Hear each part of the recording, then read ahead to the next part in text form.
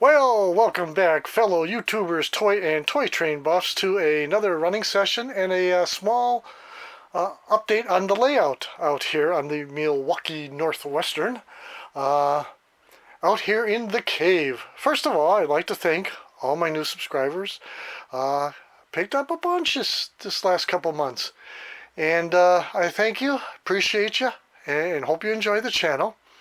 There hasn't been any real updates out here because, quite frankly, I've been pretty much sick since December.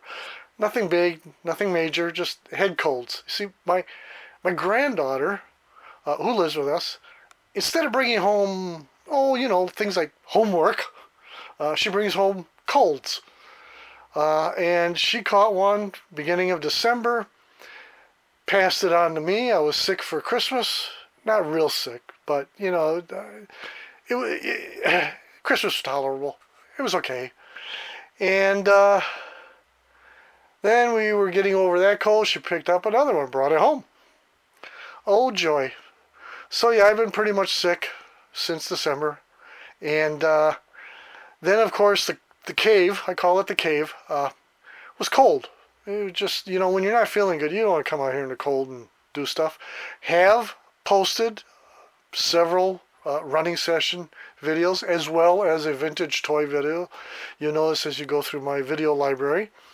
And that was pretty much it. But no videos with talking and updates and stuff like that. Okay, so what's the update to the layout? Well, those who have been with me for a while, you know that when I started this layout a couple years ago, I set for myself a challenge. That challenge was doing a big city in a small space. Now, I love scenery. I love hills and mountains and valleys and trestles and you name it. I love the narrow gauge and short line look. I love all that stuff. But I wanted to do something different. And that difference was trying to not only make this, give this a big city look in a crowded area or small area, but to kind of have remembrances or reminders of my hometown of Milwaukee. And I have managed to do that in my own way, in several different ways. For example, the York Hotel. Now, I've still got the York Hotel signage on there, and I want to see if I can peel that off without damaging. But the York Hotel, with those two wings that jut out on either side, is very similar to Hotel Schroeder, which was about 2 blocks from where I worked in downtown Milwaukee. I worked at the Town Theater on 3rd and Wisconsin, and 2 blocks away was the Schroeder Hotel, much larger than this York Hotel. But, yeah. So that's kind of an homage in its own way. Then I was using K-line buildings that have added floors. And for this one, well, I don't know if I can get in there so you can see it. I'm going to try to. But I lettered it for the Milwaukee Sentinel, which was, at the time I was growing up, the Sentinel was the morning newspaper. The Journal was the evening paper. All right, then we have the Palace Theater. The Palace Theater in Milwaukee was on the same side of the street and very close to the Hotel Schroeder. All right, so that reminds me of Milwaukee. The station, I've been swapping out stations left and right. I haven't gotten one that I really like for this location. That's got to be worked on. All right, this K-line building here, one or two things are going to happen. I'm either going to letter it for Toys Chinese restaurant or find another building. Now, the real challenge to all of this is trying to fit a whole bunch of structures into a small space. You need a lot of buildings to represent a downtown area. Now, the nice thing about Milwaukee's downtown is it wasn't it wasn't like going into the concrete canyons of Manhattan, or you go to Times Square and you got these, every building seems to be like 30 stories high. It's not, but that's you get the impression. The Milwaukee downtown skyline was full of 1, 2, 3-story buildings, and then you had your 20-story buildings and stuff like that. But it wasn't all tall skyscrapers. All right, so and that's what I've done. I've still got the building on fire over there, and I'm keeping it because you got cool action scenes with the fire trucks and everything. Plus, it's a small building that can shoehorn into that space there. But the real update, now that's the background. The real update is finding a building that would fit in this spot, and I found one. It is the Woodland Scenics Davenport Department Store. Milwaukee, the main drag, Wisconsin Avenue, had 3 department stores. East of the Milwaukee River was T.A. Chapman. Fronting the Milwaukee River was Gimbel's. And a few blocks down was the Boston store. Well, this is Davenport. Okay, will I re-letter it at some point? Maybe, maybe not. To the best of my knowledge, now I worked in the downtown area for 6 years. And I don't ever recall seeing this style of building. The kind of building that has a rotunda on the corner and the witch's cap cupola. We didn't have, that I remember, any building that looked like that. However, it's a department store, and if you're going to have a downtown, a department store is a must. Okay? However, all that said, is there was a building very, very similar to this, except it didn't have the white rotunda. It had natural brick. About 300 feet from my house.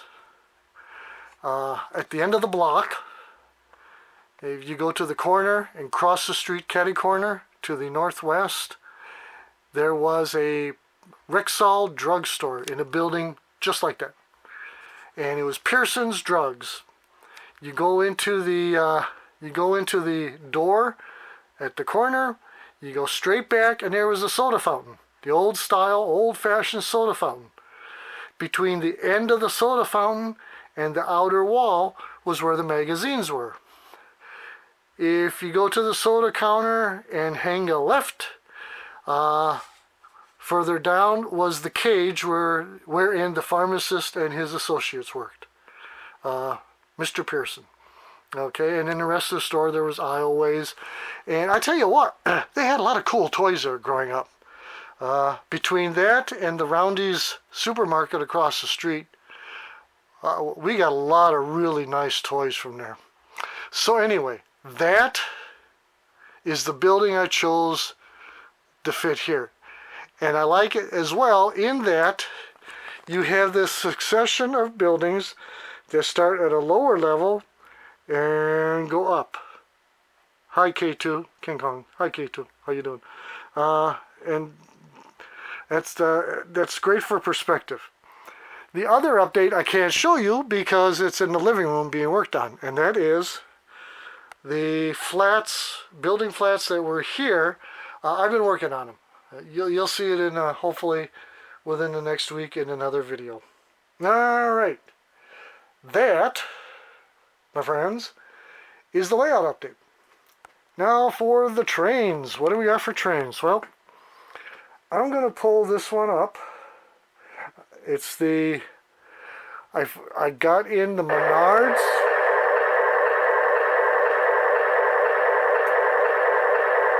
I'm going to turn that down some. The Menards Milwaukee Road F units. Powered A and non-powered A.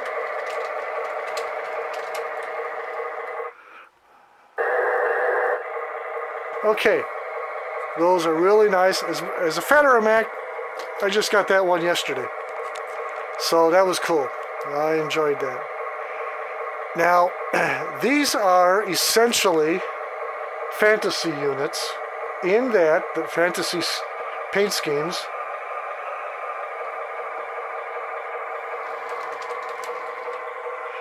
In that, they're very close, but no cigar. If you take away this big old logo here, and you take away the block lettering, you will have a fairly accurate paint scheme. Oh, and make those black. So I don't know why Menards chose to add those things on. That's no biggie, but adding that and adding that, I don't know why they did that. But it's very close to being prototypical. Alrighty, so part of the crew talk on this mentions, they're heading to Kansas City. And then I had to wonder, did the Milwaukee Road have passenger service to Kansas City? The crew talk is geared for a freight train, but it still made me curious. And sure enough, the Milwaukee Road had a named train called the Southwestern, what is it? Well, it was the Southwestern. I think it's Southwestern Limited. And it went from Chicago to Kansas City. So very cool. I like that. I will probably add a little more information about that in the description portion. Alrighty, so what I did is also added, now I'm trying to hold the camera, film. I've got two controls here that I'm messing with, plus the transformers. So I may be a little bit disjointed here in my recording. Alright, but what we have here is what I'm using as an express car in the front. And then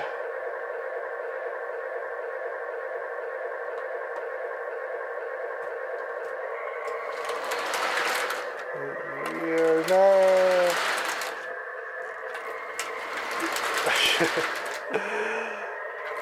not very smooth. It would be smooth if I can handle the controls easier. But what you saw there was 5 Rail King, MTH Rail King Hiawatha cars. But honestly, they're just generic passenger cars, lettered for the Milwaukee Road, and I'm fine with that. Now I have my Southwestern Limited Milwaukee Road train from Chicago to Kansas City. Yay! I'm going to pull that forward. And let's show the real highlight of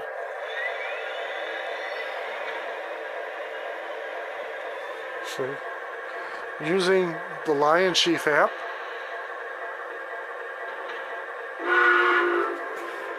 Now, folks, y'all are in trouble. Why? Because I got notes. Sorry. But hey, I have watched a bunch of... Oh, see, it's going to start the blowdown, I think. I've watched a bunch of videos. Make sure I got to reload that with smoke fluid. I've watched a bunch of videos on this latest Milwaukee Road Hiawatha offering by Lionel. Okay. And most of them, they're pretty good. A couple of things get left out, and a couple of things get covered, and maybe I can fill some gaps in the, there we go. That gets me the steam going. Okay, so the Hiawatha, as you see here, is a pretty accurate representation of the 1935 Hiawatha engine. The Hiawatha was a direct response to the streamliners of the era and the competition to get there faster and with more comfort. In the fall of 1934, the American Locomotive Works, ALCO, in Schenectady, New York, was contracted to build 2 streamlined engines, contracted by the Chicago, Milwaukee, St. Paul, and Pacific, hereinafter referred to as the Milwaukee Road. There were, can you see that? That is an actual feature on the real Hiawatha. The steam blowdown coming from the top. Alright.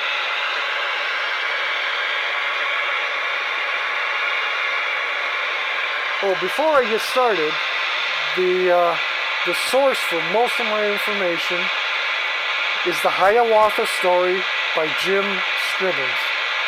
And I'll put the information on that book in the description area.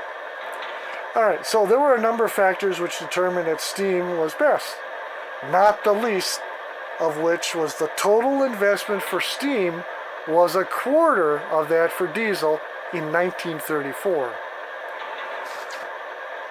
These were the first locomotives, these 442s, in modern times for which speed alone was the governing factor, and were the first Atlantics built in America since 1914.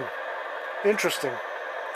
The 442 wheel arrangement was already old when these were built, dating back to the early 1800s and the beginning of steam locomotive design.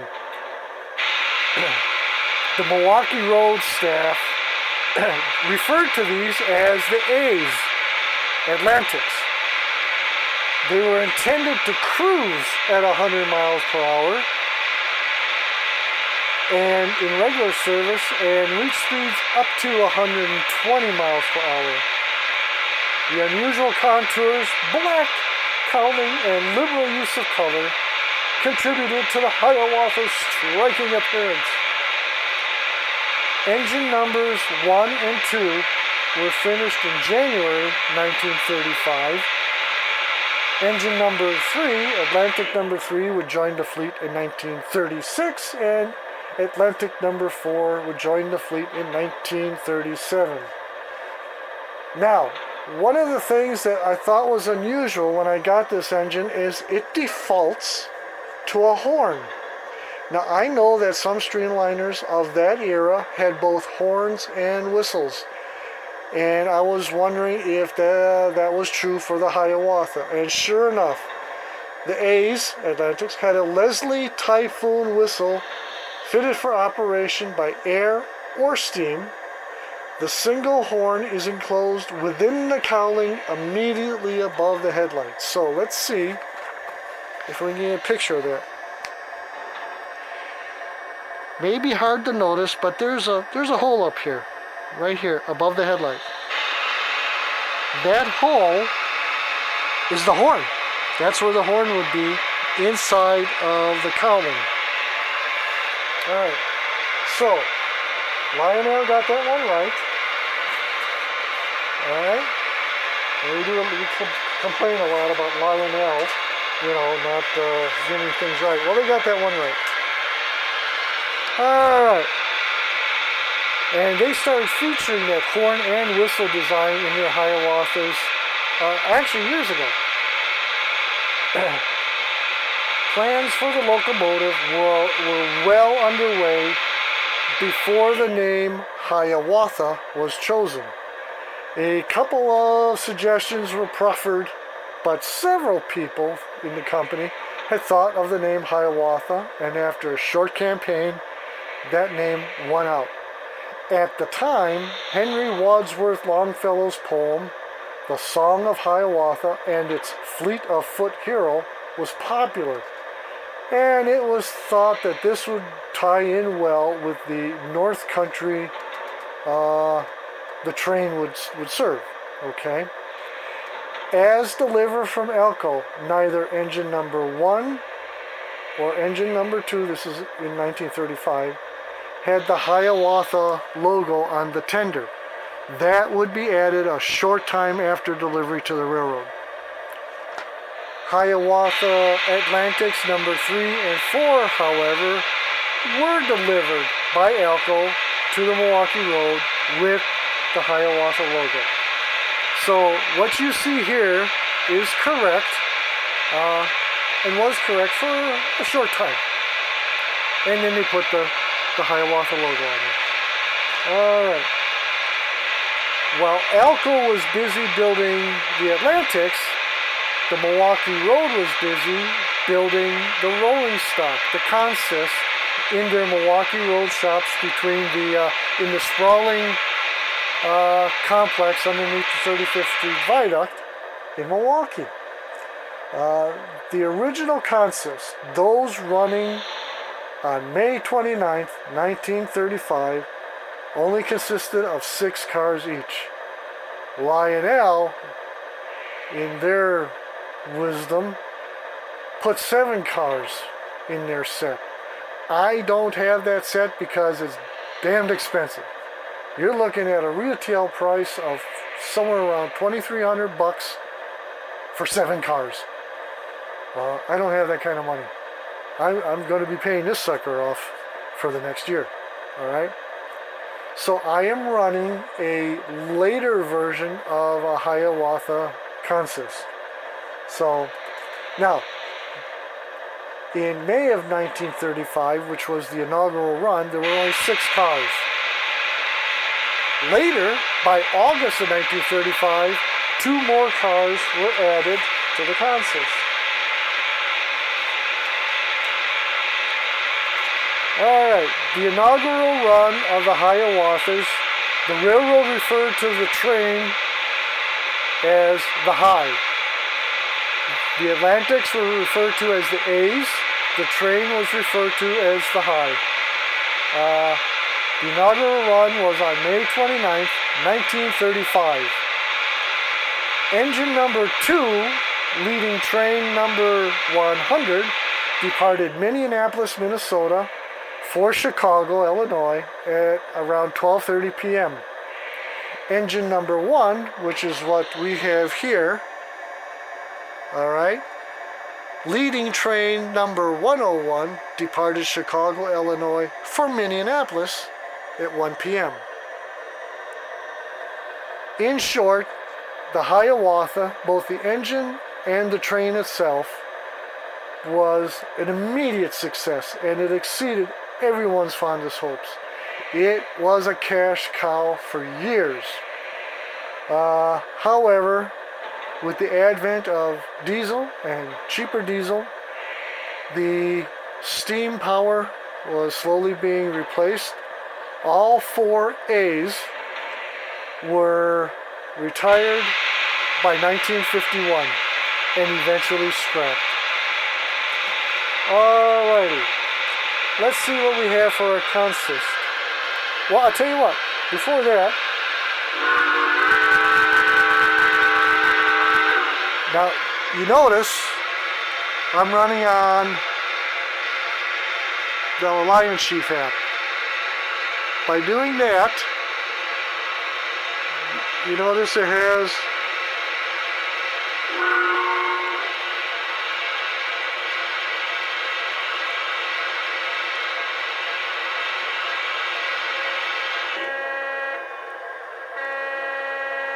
by doing that, I've got the horn.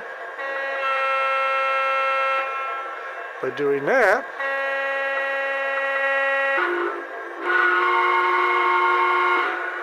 I personally prefer? Oh, I just made up a new word. I personally prefer whistles on my steam locomotives. So I'm going to keep it.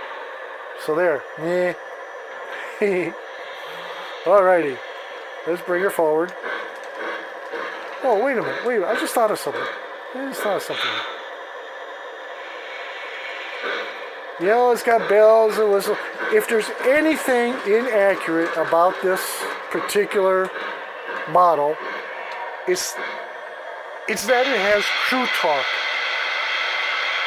Lionel puts crew talk in everything. Well, in 1935, there was no two-way radio communication. It was being experimented with on some railroads. It became a bit more common in the 1950s, and it wasn't until radios became cheaper, smaller, lighter, that it became standard in the 1960s. Alright, so here's what I wanted to show you. Those open up, and that opens up. This opens up, I believe, but it's very hard. Okay, so I'm not even going to try. I don't want to scratch the finish. Alright, oops, that's got to go first, and then that one. There we go. Alright, there you have it. Smoke box opens.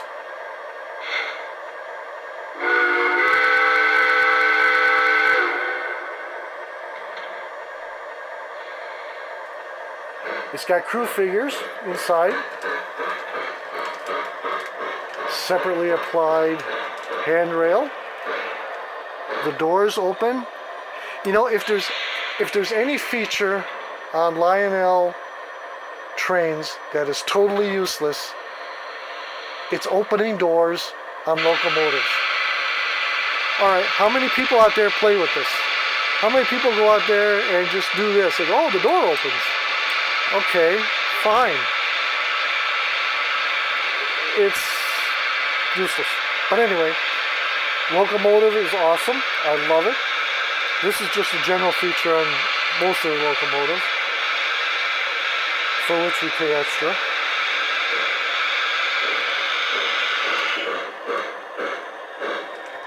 The hatches do open. There's no switches or anything inside. They just, they open. All right. This one, oh, there we go. There's nothing in there. It's just a hole to get lost in. What can I say? What I'm running behind it, because I don't have the correct consist, is, let's say a late 40s version of the Milwaukee Road Hiawatha. All right, because it's all I got. I only put 4 cars on this set.